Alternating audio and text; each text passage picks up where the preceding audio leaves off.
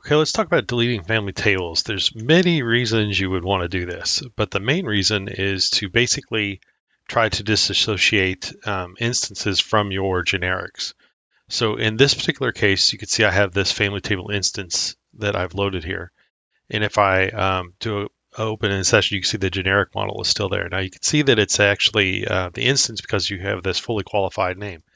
If we come in and actually load up the generic, and I'm just going to leave this here. Let's make extra sure that that other model is still in session so you can see that part is. So the generic is the active model. And if we come in and we say delete family table, it'll by default assume the active model, but we can be specific about it if we want to. So if I just typed in screw.prt, so long as that generic's in session, it'll work.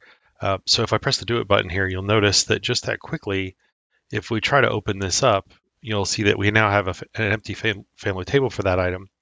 And if I quit window on this, so let's close this and actually open up the other model that's in session, you'll notice that it pulls it up just as a straight model. So it looks like any other model in Creo that's been created. This works for any family table, whether it be a part or assembly. But the other nice thing about this too is that you can also wildcard this. So I'm going to erase memory here, and I'm going to open up. Let's open up this model, the 12. Let's open up also maybe the 20. And then let's also open up another family table, and let's do maybe this here.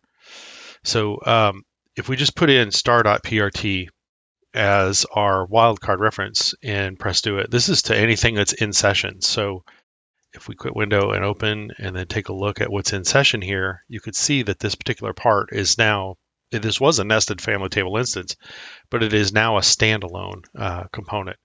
And if we take a look at some of these others here, you'll see that these are standalones also. So the delete family table is a very powerful command for disassociating instances from family tables, and then you can distribute these independent of passing all that other proprietary information around.